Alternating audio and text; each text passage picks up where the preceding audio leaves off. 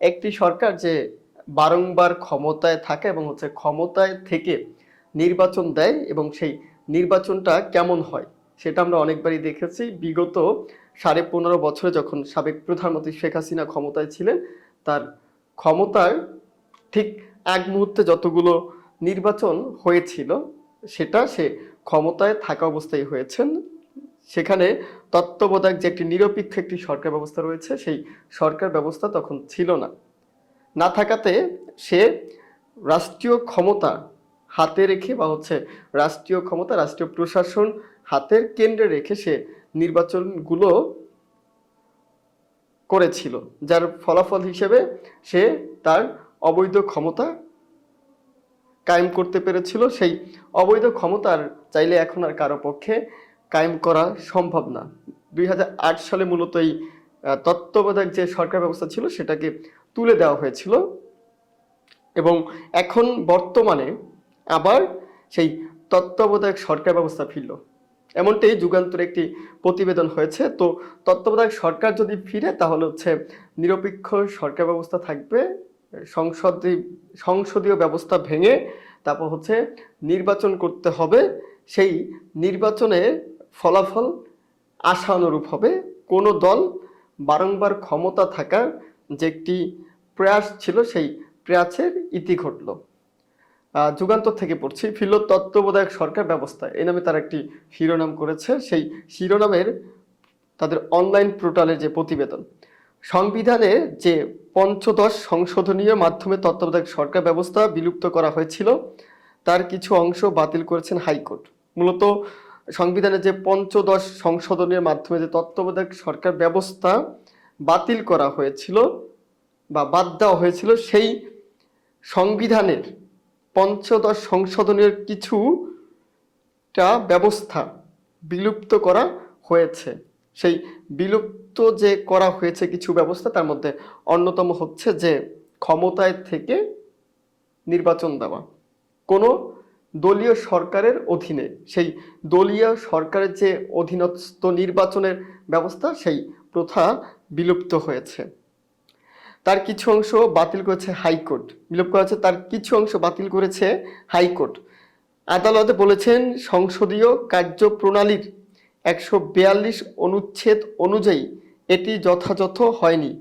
মূলত আগে যে অন্তর্বর্তীকালীন সরকার ছাড়া যে নির্বাচনটা হতো, তত্ত্বাবধায়ক সরকার ছাড়া যে নির্বাচন হতো, যেটা আদালত বলেছে সংসদীয় যে কার্যপ্রণালী 142 অনুচ্ছেদ অনুযায়ী এটা যথাযথ হয়নি, এটা অবৈধ ছিল। আর সেই অবৈধ নিয়ম নীতি দিয়েই দীর্ঘ 16.5 বছর বলি বা 20 বছর বলি যে নির্বাচনগুলো সংগঠিত হয়েছে, সেই অবৈধভাবেই সেই নির্বাচনগুলো মূলত সংগঠিত হয়েছে। যেহেতু সংসদীয় যে কার্যপ্রণালী 142 যে অনুচ্ছেদটা রয়েছে, সেই অনুচ্ছেদ অনুযায়ী এটি যথাযথ হয়নি।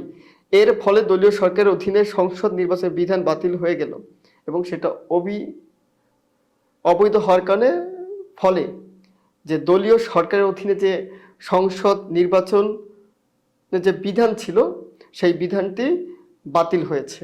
আপনার দলীয় সরকার, এটা আমরা সবাই বুঝতে পারি আশা করি। তারপর একটু বলছি ভেঙে, যেমন আওয়ামী লীগ সরকার ক্ষমতায় থেকে তারা সবগুলো নির্বাচন দিয়েছে এবং সেই নির্বাচনের ফলাফল বলেন কিংবা দলীয়করণের মাধ্যমে প্রশাসনের মাধ্যমে যেভাবে সংগঠিত হয়েছিল বা প্রতিষ্ঠিত হয়েছিল নির্বাচনগুলো, সেই নির্বাচনের যে ফলাফল সেটা তাদের পক্ষে গেছে বারংবার, যার কারণে এই 16.5 বছর সে ক্ষমতায় বহাল ছিল এবং ছাত্র জনতা অভ্যুত্থানের মাধ্যমে সে পতিত হয়েছেন।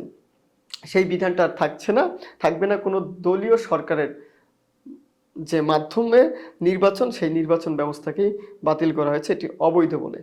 তার জায়গায় ফিরল নির্বাচনকালীন তত্ত্বাবধায়ক সরকার ব্যবস্থা। এখন তত্ত্বাবধায়ক একটি নিরপেক্ষ সরকার ব্যবস্থা থাকবে নির্বাচনকালীন এবং সেই সরকার ব্যবস্থায় নির্বাচন পরিচালনা করবেন এবং সেই ব্যবস্থায় আশা করি নিরপেক্ষ ফলাফল পাওয়া যাবে এবং যারা নির্বাচিত হওয়ার যোগ্য তারাই নির্বাচিত হবেন জনগণের ভোটের মাধ্যমে। মঙ্গলবার 17 ডিসেম্বর বিচারপতি ফারাহ মাহবুব ও বিচারপতি দেবাশিস রায় চৌধুরীর হাইকোর্ট বেঞ্চে এ রায় দেন।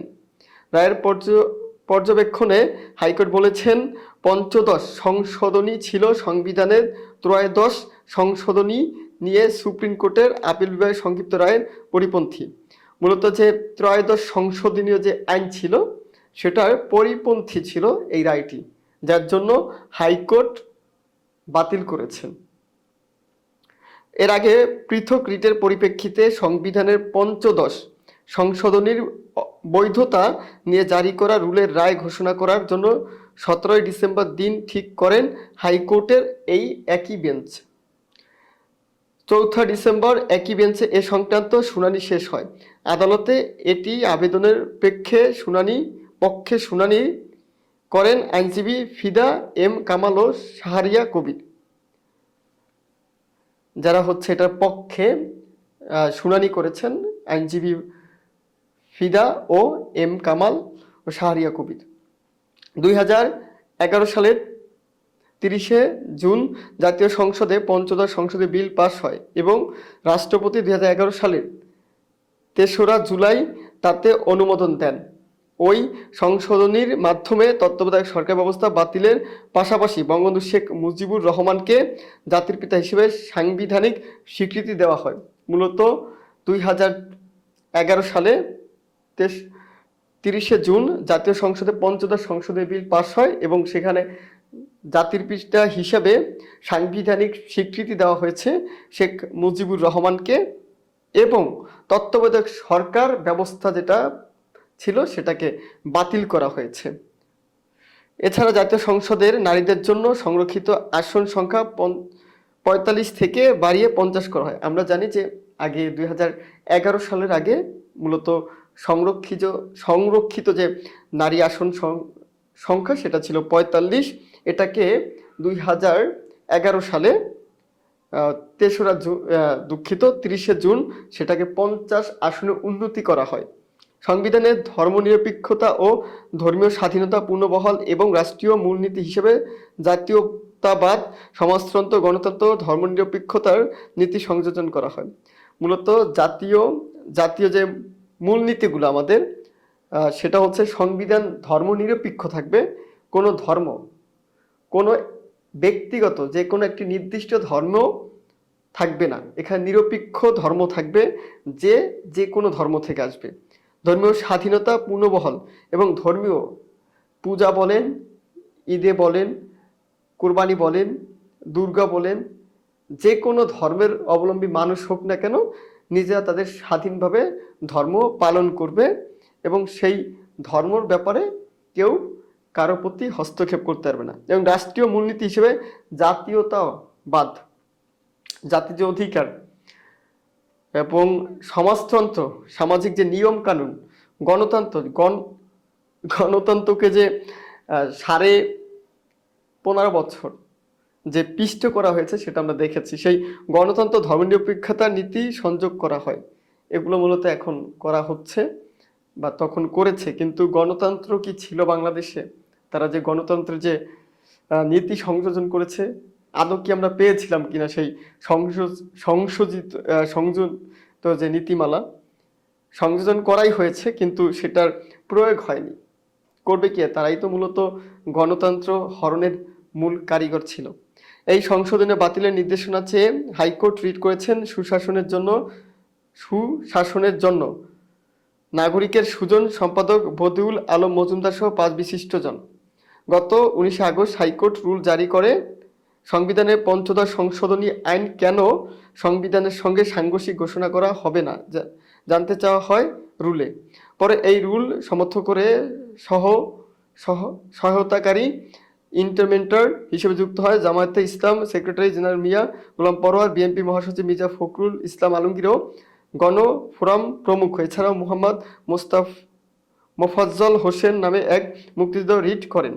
শুনানি রিট আবেদনকারী বিএনপি, রাষ্ট্রপক্ষ, জামাত, গণফোরাম, ব্যক্তি ও সংস্থার পক্ষে তাদের আইনজীবী বক্তব্য তুলে ধরেন। এর মাধ্যমেই যে একটি দলীয় যে নির্বাচন প্রথা ছিল সেটা বিলুপ্ত হয়েছে এবং যে তত্ত্বাবধায়ক সরকার জনগণের যে প্রত্যাশা, সেই প্রত্যাশার স্থান থেকে আবার সেই পুনরায় তত্ত্বাবধায়ক সরকার এসেছে এবং নিরপেক্ষ একটি নির্বাচন বাংলাদেশে হওয়ার সম্ভাবনা রয়েছে। ভালো থাকবেন, সুস্থ থাকবেন, শুভকামনা।